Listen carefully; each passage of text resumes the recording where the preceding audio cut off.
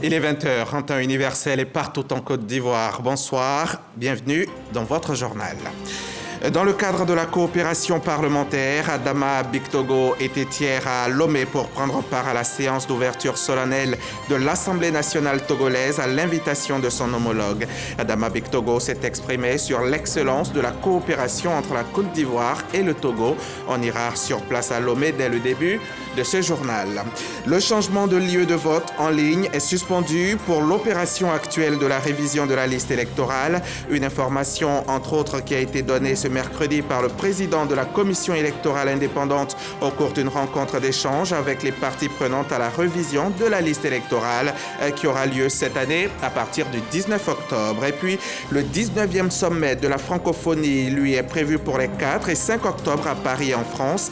À 48 heures du sommet, la secrétaire générale de la francophonie a ouvert les portes du village Côte d'Ivoire qui a accueilli de nombreux invités, parmi lesquels plusieurs membres du gouvernement ivoirien. Les précisions de nos envoyés spéciaux Issa Yeo et Adama Kéré à suivre. Et puis, la pression était énorme sur les éléphants maracaniers, mais la Côte d'Ivoire a réussi avec brio à arracher sa qualification pour le second tour de la Maramonde 2024. Je vous le disais en titre, Adama Bictogo était hier au Togo dans le cadre de la séance d'ouverture solennelle de l'Assemblée nationale togolaise. Il s'est exprimé sur l'excellence de la coopération entre la Côte d'Ivoire et le Togo avant de se prononcer sur la contribution des parlements dans la stabilité en Afrique et l'instauration de la paix dans les États en crise. De retour de Lomé, le reportage de Moussa Konaté et Zakaria Traoré. Séance d'ouverture de la deuxième session ordinaire de l'Assemblée nationale du Togo. 95 députés sur les 113 sont présents au palais de congrès de Kara, la deuxième ville du pays, pour écouter le discours d'orientation du président de l'institution. Soyons des hommes et des femmes qui travaillent d'arrache-pied pour mieux se comprendre. Des hommes et des femmes qui se relaient pour que notre production législative change la vie de nos populations. Des hommes et des femmes qui ont chevillé au corps l'idée que notre action compte dans la République et que la nation togolaise nous regarde. Cette rentrée parlementaire a vu la présence des présidents d'Assemblée nationale du Bénin et de Côte d'Ivoire, aussi de plusieurs structures parlementaires. Une marque de solidarité institutionnelle mise à profit par Adama Bictogo pour réaffirmer le rôle de la diplomatie parlementaire. Je crois fermement en la diplomatie parlementaire, la diplomatie des peuples.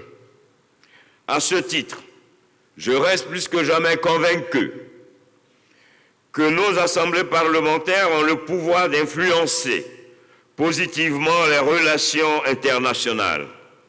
C'est pourquoi nous devons chercher des moyens d'intensifier nos efforts dans ce domaine. La contribution des parlements dans la consolidation de la paix et la stabilité en Afrique et dans la sous-région, une vision du président Adama Bictogo exprimée devant les députés togolais.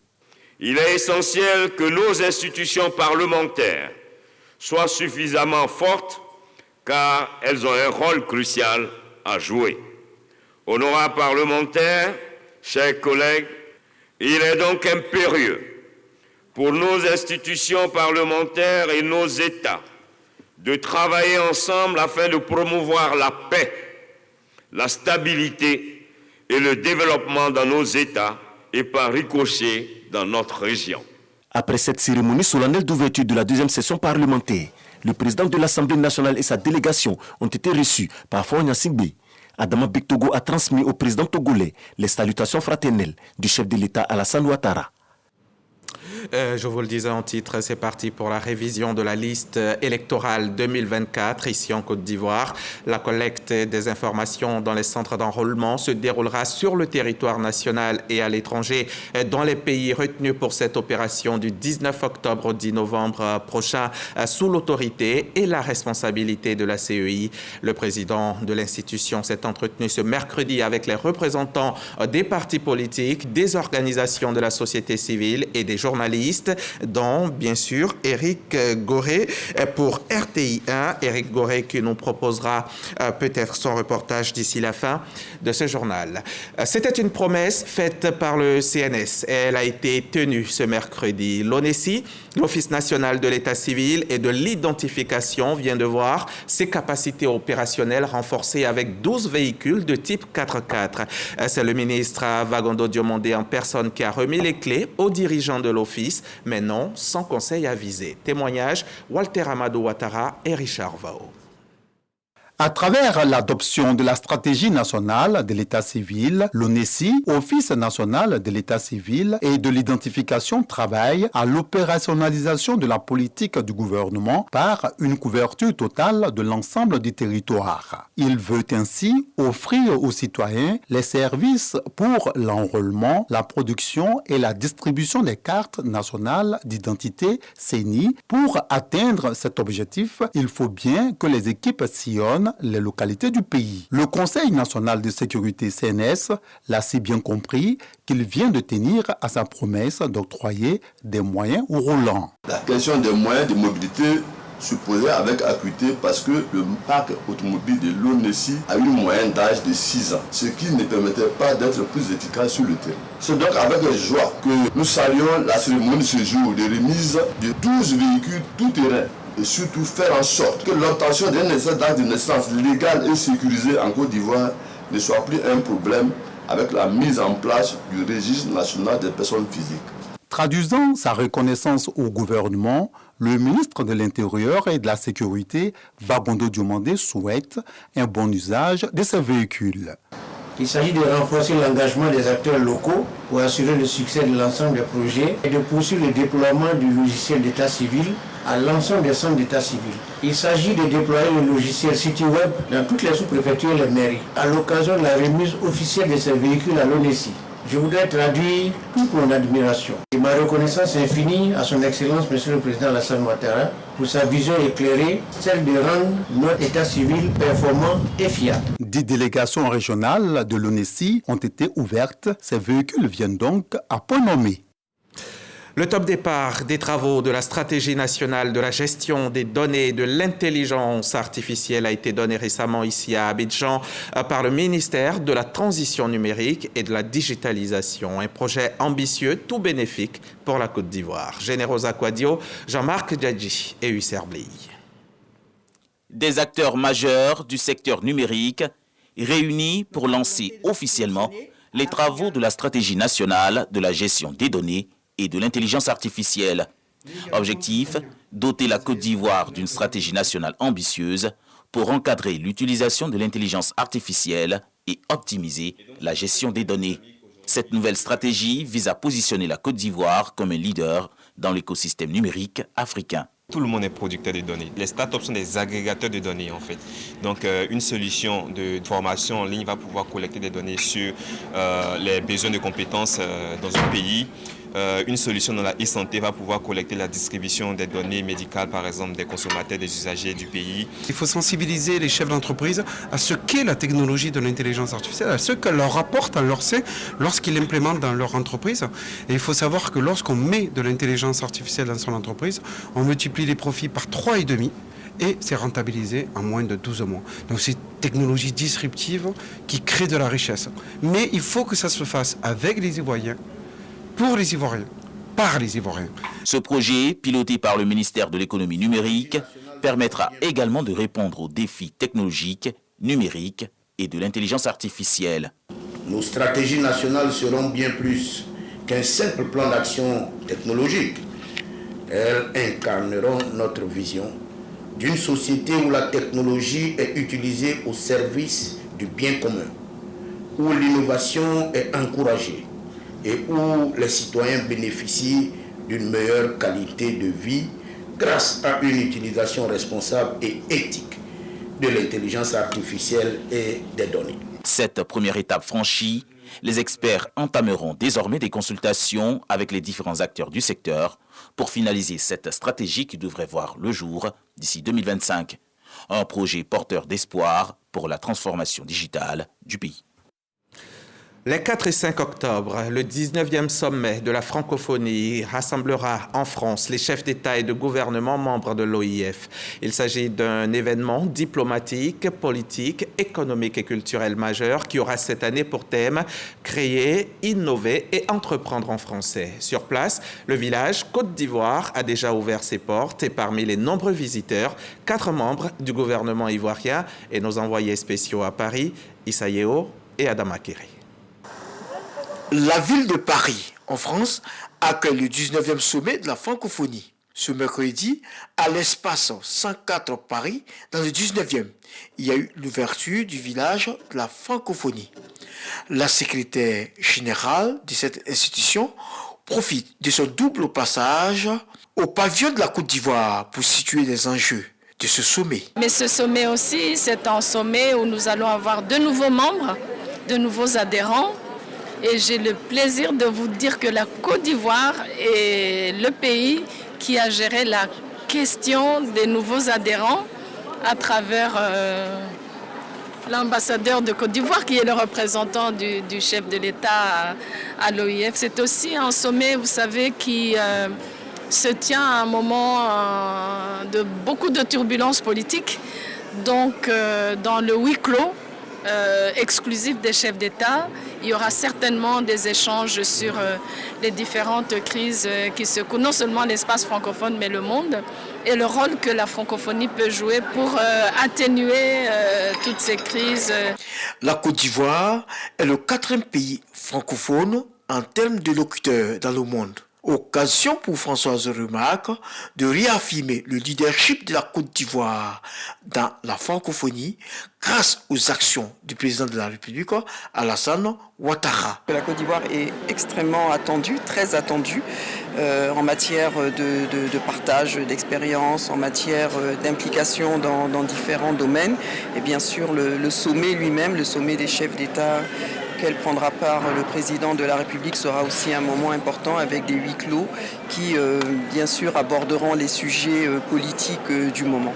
La solidarité gouvernementale est également de mise à travers la visite du stand du pays. L'éducation, c'est un des piliers de la francophonie et pour la Côte d'Ivoire, je suis heureuse aujourd'hui de visiter le stand de notre pays, le beau stand de la Côte d'Ivoire. La thématique sur laquelle nous devons intervenir demain, c'est sur l'intelligence artificielle. Et donc nous allons partager les expériences des uns et des autres, comme on sait que c'est une thématique qui est nouvelle à tous les pays. La problématique de l'emploi des jeunes est au cœur des discussions à l'occasion de ce sommet, d'où notre présence. Nous allons partager l'expérience ivoirienne en matière donc, de financement, d'accompagnement, de formation dans le domaine de l'entrepreneuriat et de l'innovation. Et bien nous allons aussi apprendre donc, des autres pays qui ont certainement aussi donc, des pratiques sur lesquelles nous pourrons nous inspirer. Avant l'ouverture du village de la francophonie, la ministre Françoise Remarque a eu une séance de travail avec l'ambassadeur de la Côte d'Ivoire en France, Maurice Kwaku Bandama, afin d'affiner un certain nombre de points avant le sommet. Le stand Côte d'Ivoire qui ne désemplit donc pas dans ce village de la francophonie. De retour de Paris, on va ouvrir la page agriculture de notre journal et c'est dans le Bélier que je vous emmène. Cette région où plus de 80 milliards de francs CFA sont consacrés depuis quelques années à un projet de pôle agro-industriel. Comment vont les choses? Quelles avancées depuis 2018? Une mission d'évaluation de la Banque africaine de développement vient justement de se tenir dans la région. Kader Sogodogo, RTI Boaké, témoignage. Grâce au soutien de la Banque africaine de développement BAD, le projet de pôle agro-industriel de PAI de la région du Bélier a vu le jour en 2018 avec un budget global de 80 milliards de francs CFA. Maïs, manioc, pisciculture, porcin, maraîcher et riziculture sont mis en avant. Des infrastructures pour accentuer le développement de ces filières. En mission d'évaluation, la BAD, principal partenaire financier de la Côte d'Ivoire sur le projet, est satisfaite de l'exécution du projet. Les chantiers du centre de production d'énergie et du site de stockage de production de Yamoussoukro sont visités dans ce sens. Les travaux avancent très bien. Nous espérons que d'ici fin décembre, ce sera pratiquement conclu et que dès la fin du premier trimestre 2025, on pourra venir voir cet agroparc en plein fonctionnement. Le président de la République nous a demandé d'être au quotidien sur le terrain pour voir le niveau de réalisation de nos projets. Et je me rends compte que vraiment tout se passe bien. Nous irons voir tout à l'heure le barrage à partir duquel nous allons faire des irrigations. Un symbole de la bonne marche du 2PAI Bélier, le ministre d'État, Kobeno Kwasi Adjoumani, sur le terrain procédant à la récolte de riz. Nous pouvons mettre au niveau de chaque région un tel dispositif, des barrages, des aménagements avec les canalisations qui sont faites. Mais il n'y a pas de raison que nous puissions atteindre nos objectifs de souveraineté alimentaire au niveau du riz. Les inaugurations d'infrastructures sont prévues durant cette mission d'évaluation, notamment à Tébissou. Des actions toujours dans le cadre du 2PAI Bélier au profit du monde paysan. On rentre à Abidjan et on s'intéresse à ce séminaire d'apprentissage entre pairs du Compact G20, un événement qui vise pour les pays africains, membres de l'initiative Compact G20, à s'organiser et à rechercher les meilleures solutions de financement de la lutte contre le changement climatique. Le ministre des Finances et du Budget, qui a ouvert la rencontre, a invité les partenaires techniques et financiers à continuer de soutenir les réformes climatiques. On en sait plus avec Jean-Luc Bangbo.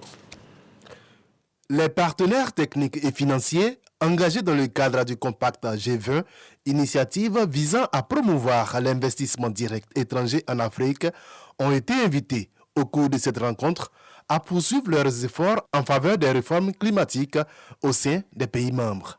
L'initiative du Compact G20 avec l'Afrique a été lancée en 2017 sous la présidence de l'Allemagne et est actuellement dirigée par le Brésil.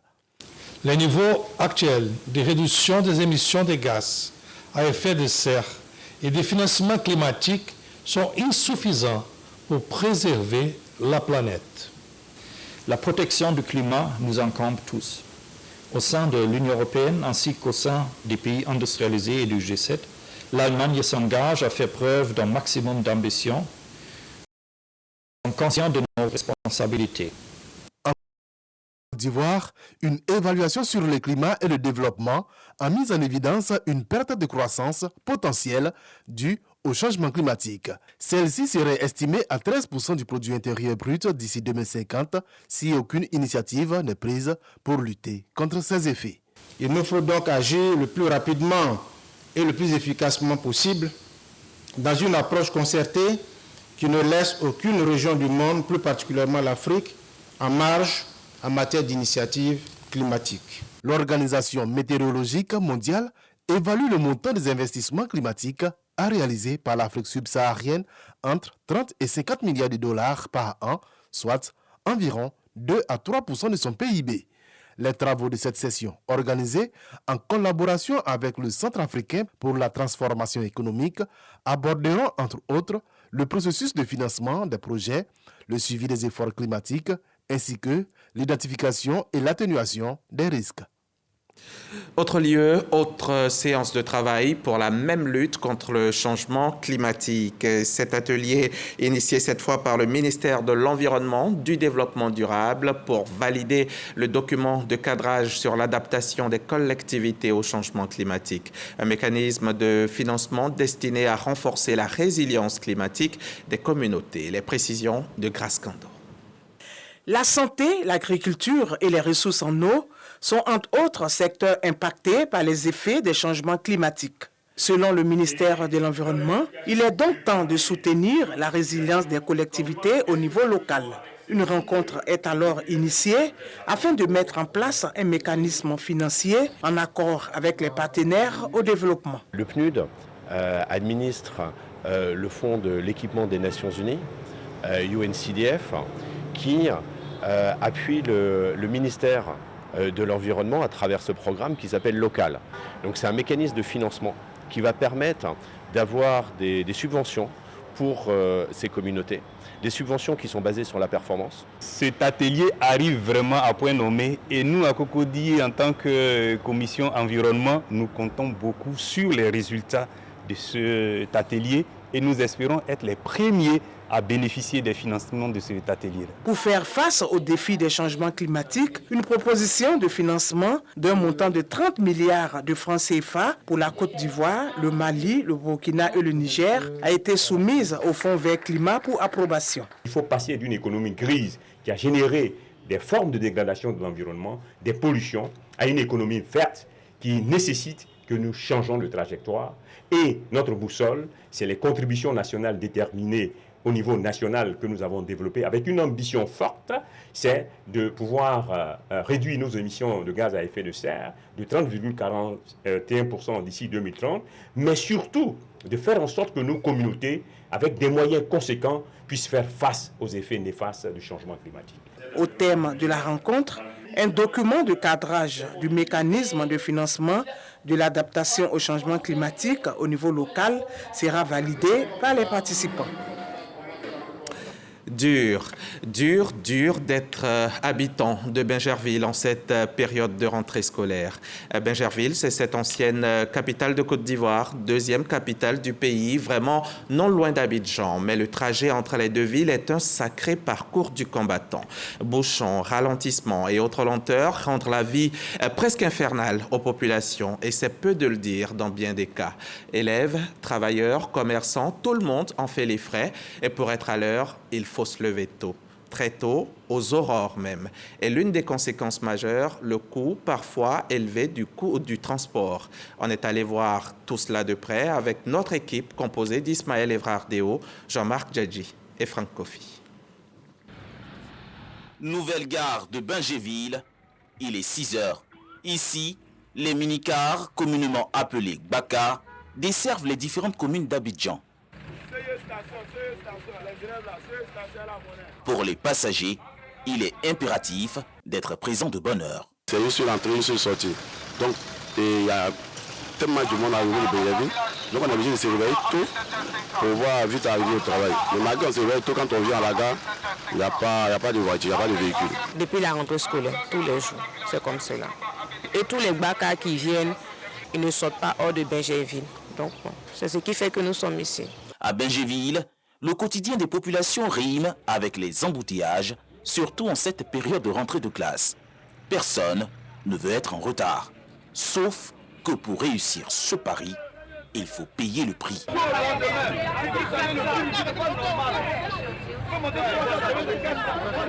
Il faut un trajet, nous dépose quelque part. Vous ne pouvez pas aller après barrage, une dépose quelque part vers Nouveau Goudron, il recharge encore la même personne pour aller encore devant. C'est-à-dire que le prix fait 2 fois. On peut payer 600, 700 par le Nouveau Goudron. Ce n'est pas normal. À partir de 5h, 5h30 par là, déjà on constate ils commencent à augmenter les transports. Tout arrêt à 500 francs par exemple. Au niveau de double tarif là, nous aussi on regarde l'embouteillage, on va donner le prix. Il rase au Nouveau Goudron pour prendre les gens pour les déposer à la vie au tarif de 500 francs. Voilà, parce qu'ils savent qu'à Bingerville, il y a un embouteillage. Maintenant, ceux qui continuent à Bingerville, ils ont leur tarif à part. Cette affluence n'est pas faite pour déplaire aux conducteurs et apprentis de Gbaka. Certains usent de stratégies pour faire recette avant la mi-journée. Le transport pour quitter Bingerville pour aller à Djamé, c'est 500 francs. Les failles à Nouveau Goudron sont à 300 francs. Souvent, quand tu dis 300 tout arrêt, bon, regardez, 300 tout arrêt, et tous m'ont donné 500. Le Gbaka fait 26 places. 200 par 26, ça me fait 5200. Je vais avoir cette monnaie là-haut. Raison pourquoi parfois pour éviter tous ces disputes de monnaie, nous le faisons tout arrêt 500. Actuellement c'est le matin, à partir de midi il n'y a plus d'embouteillage. Donc on en profite en même temps. 6h, 10h, ça devient la recette. Ouais, ça devient la recette. Si à la vérité vous dit 10h, ça devient la recette. Tu commences à rentrer dans le gasoil à partir de 14h, 15h, ça devient gasoil. Maintenant tu cherches pour toi jusqu'à 22h. Une lutte qui s'étend jusqu'au grand carrefour de la Riviera Palmeraie. Il faut au total compter presque 2 heures du temps pour une distance d'environ 15 km entre Bingerville et la commune de Cocody. C'est le quotidien. En tout cas, depuis moi je vis à Benjerville, il n'y a pas un jour où je me suis, peu importe l'heure, il n'y a pas un jour où je me suis levé puis il y a pris la route. En tout cas, à part si c'est la nuit, et puis la voie était fluide. C'est tout le temps coincé en fait. La situation touche aussi bien les passagers que les automobilistes. Un véritable parcours de combattants en 2 étapes, au petit matin, puis en début de soirée. Moi je viens de zone 3, depuis 17h je suis sur la route. Ça chauffe, mes pieds ça chauffe. Surtout que mon véhicule est manuel, c'est pas facile en fait. On dépense beaucoup parce que la voiture en marche, vous êtes dans l'embouteillage, c'est le carburant, c'est beaucoup de dépenses. Nous sommes à peine à 15 km du bureau, pour certains 20 km. En tout cas, nous sommes à moins de 30 km, mais nous mettons entre 1h30 pour certains, pour moi c'est 1h15 environ, jusqu'à 2h, 3h, voire 3h pour certains. Donc c'est vraiment beaucoup d'anxiété, beaucoup d'angoisse. De son côté, la municipalité avec à sa tête, le maire Issouf Doumbia, appelle les populations à faire confiance au gouvernement. On a des travaux partout dans la ville. L'ancienne route a été réhabilitée, mais on ne règle pas le problème de bouchons. Le problème de bouchons, c'est au niveau des FEKC. Les études sont en train d'être faites pour nous faire un échangeur. Donc chacun de nous doit prendre son mal en patience. En ce moment, le tronçon Benjerville-Cocody fait l'objet de plusieurs travaux. Des chantiers qui perturbent le trafic routier, surtout en cette période de rentrée scolaire. Dans l'attente d'une effectivité des chantiers entrepris par le gouvernement, les Benjervillois espèrent une amélioration. Benjerville, il faut se lever tôt pour être à l'heure. Un grand reportage d'Ismaël Evrard-Déo dans un commentaire de Jean-Marc Djadji. Un mot de politique dans ce 20h. C'est la rentrée politique des militants RHDP de Cocody. Et à l'occasion, il a été question de tout mettre en œuvre, stratégiquement parlant, pour aboutir à la victoire de leur parti à la présidentielle de 2025. Mot d'ordre lancé par le coordonnateur principal RHDP Cocody. Il faut tout de suite investir le terrain. Ahmed Traoré. À quelques mois de l'élection présidentielle de 2025, la coordination RHDP de Cocody se mobilise pour la victoire du parti. Sous la houlette d'Éric Tabat, les militants de cette formation politique se sont réunis pour réfléchir sur les principaux chantiers à même de permettre à leurs candidats de gagner dès le premier tour. Remobilisation de la base, distribution des cartes et militants du RHDP, occupation du terrain étaient les thèmes clés de ce rendez-vous. Un processus qui vise à identifier tous les militants de la commune de Cocody. À partir du 19 octobre, il y aura la révision de la liste électorale. Nous étions au vert et nous sommes en train de nous préparer. Parce qu'avec ADO, nous avançons et pour que nous puissions avancer, il faut qu'on gagne au premier tour avec plus de 80% pour que les gens comprennent que Ado, c'est un messie pour la Côte d'Ivoire. Ado, c'est quelqu'un qui a accepté tout le monde. Ado, c'est le symbole. C'est le vrai héritier du président Félix Houphouët-Boigny. La coordination RHDP de Cocody se donne pour credo. Avec Ado, nous avançons. Une initiative bien appréciée. Depuis notre nomination, donc notre prise de fonction, nous avons décidé de sillonner toute la commune dans ses composantes. Nous avons 6 départements avec plusieurs sections, etc. etc. Et donc, c'est la remobilisation des troupes. Et puis, vous savez qu'il y a une opération de militants. Alors, il faut qu'on sache quels sont nos militants exactement. Nous savons qu'il y a des sympathisants, mais on va faire de telle sorte que nos militants, donc le rang de nos militants s'agrandisse. Et puis, nous allons vers les autres. Je l'ai toujours dit, vers les autres. Et je suis heureux que le secrétaire départemental l'ait dit, parce qu'il m'a montré, il nous a montré donc son slogan de campagne avec Ado, on avance. Le coordinateur principal du RHDP de Cocody a fait savoir que cette rencontre est importante pour la redynamisation du parti à Cocody. Il a profité pour remettre des bons de permis de conduire aux jeunes de la commune. On en vient à présent au 7e congrès ordinaire de la Fédération des syndicats autonomes de Côte d'Ivoire, Confédération générale, qui s'est tenue récemment ici à Cocody en présence des autorités ivoiriennes et de plusieurs délégations internationales. Un nouveau secrétaire général confédéral a aussi été élu, était présent à ce congrès pour RTI1, Yves Niazalé, Patricia Omoetia et Arnaud Kofi. Le 7e congrès ordinaire de la FESACI, CG, un rendez-vous pour l'avenir du syndicalisme en Côte d'Ivoire, a marqué un tournant important. Après 10 ans de crise de leadership, la fédération sort enfin de l'impasse avec l'élection d'un nouveau secrétaire général confédéral et de nouveaux membres pour son bureau exécutif. Ma satisfaction aujourd'hui, c'est que les camarades aujourd'hui, les congressistes qui sont présents aujourd'hui, ont démontré que la FESACI veut donc se repositionner à sa vision originelle, celle de la revendication de l'autonomie syndicale et de la démocratie syndicale, pour que les problèmes des travailleurs soient discutés partout dans les entreprises, dans l'administration publique et privée, et surtout pour permettre à la FESACI de développer des expertises, parce qu'aujourd'hui nous avons des jeunes qui ont beaucoup d'expertise et qui peuvent permettre de pouvoir étudier toutes les questions qui assaillent les travailleurs. La nouvelle équipe dirigeante est déterminée à restaurer l'unité et la force du mouvement syndical ivoirien. Bravo au secrétaire général confédéral qui vient d'être élu. Je pense que c'est un doyen humble, riche en connaissances. On a beaucoup à apprendre auprès de lui. Nous déjà, on lui donne notre engagement. Nous sommes à côté en tant que Syninfo, syndicat fondateur, et nous pensons que nous allons le soutenir. À la tête de cette structure, et nous pensons qu'avec lui, la FESACI va se porter mieux. Ce congrès a également vu la présence de délégations internationales venues témoigner de leur soutien à la FESACI. 6-0.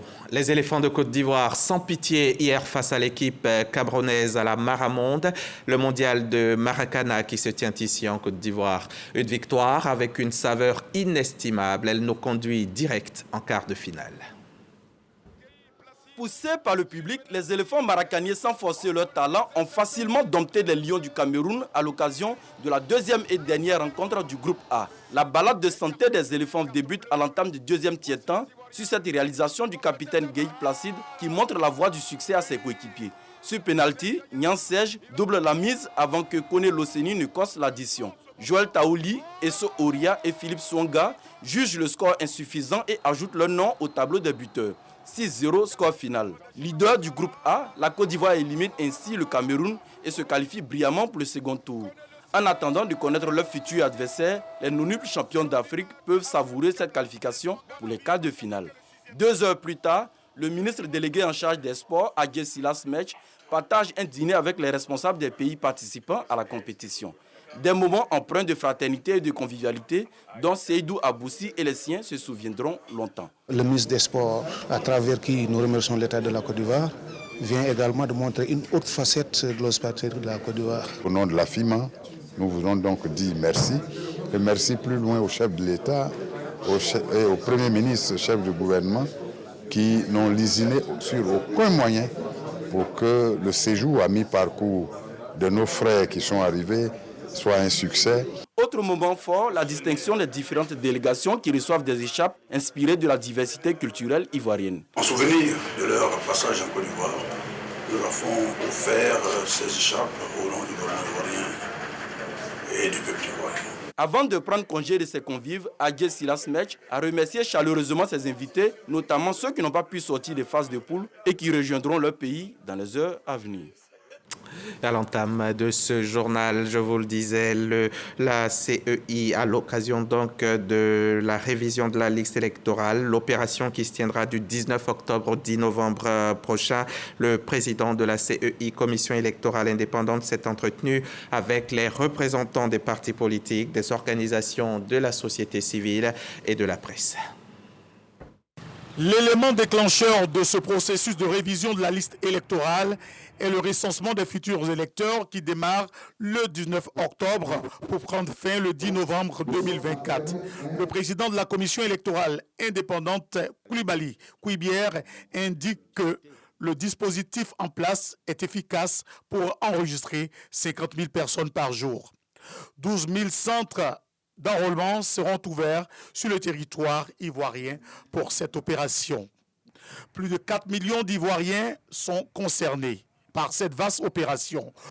Concernant l'inscription de nouveaux électeurs, afin de ratisser l'âge, la CEI a repoussé la limite d'âge pour l'enrôlement des nouveaux majeurs au 1er mars 2025, soit avant la publication de la liste provisoire.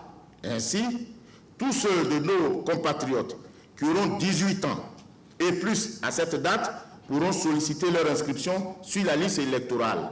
On a dit, ceux qui n'ont pas 18 ans au moment de l'enrôlement, mais qui l'auront avant la publication de la liste provisoire, qui se fera en mars 2025, si vous avez 18 ans avant le 1er mars 2025, même si vous n'avez pas 18 ans au moment où vous venez vous enrôler, vous pouvez vous faire enrôler pour ratisser l'âge. Les requérants devront se munir de leur carte nationale d'identité à défaut du récépissé ou encore de leur certificat de nationalité offert gratuitement par l'État de Côte d'Ivoire pour la circonstance. Le gouvernement a décidé de faciliter l'obtention du certificat de nationalité en la délivrant gratuitement. Je voudrais saisir cette occasion pour remercier et féliciter le gouvernement pour toutes les mesures et les facilités permettant à nos compatriotes pour l'acquisition des pièces utiles pour l'enrôlement. Maître Blessy Jean Chrysostome, représentant le PDCI à cette rencontre, note que les 23 jours du recensement sont insuffisants. Il faut adresser, je pense, et je vais pas manquer de le faire, adresser une correspondance précise du PDCI au président de la CEI pour lui dire que la loi l'oblige à faire une révision de la liste électorale en 2025. Un avis que ne partage pas Doumbia Ibrahima, représentant du RHDP. La CEI nous rétorque qu'elle a la possibilité d'enregistrer tous ceux qui peuvent se présenter à leur guichet. Et que donc ce sont les citoyens qui ne se déplacent pas. Commençons d'abord par mobiliser nos populations. Si nous constatons qu'il y a de l'affluence et que la CEI n'est pas capable de les enrôler tous, nous allons soutenir la position du PDCI de sorte que la CEI crée les conditions pour que tout le monde puisse s'inscrire sur la liste électorale. Sous réserve de la révision de la liste électorale, 8 millions de personnes sont inscrites. Les irrégularités constatées sur cette liste seront prises en compte, a rassuré Koulibaly Kouibière, président de la CEI. Un reportage signé Éric Goré, Ambroise Asséman et Apollinaire Zier. Point final, fin de cette édition. Merci de nous avoir suivis. Merci de votre confiance. À demain, 13h.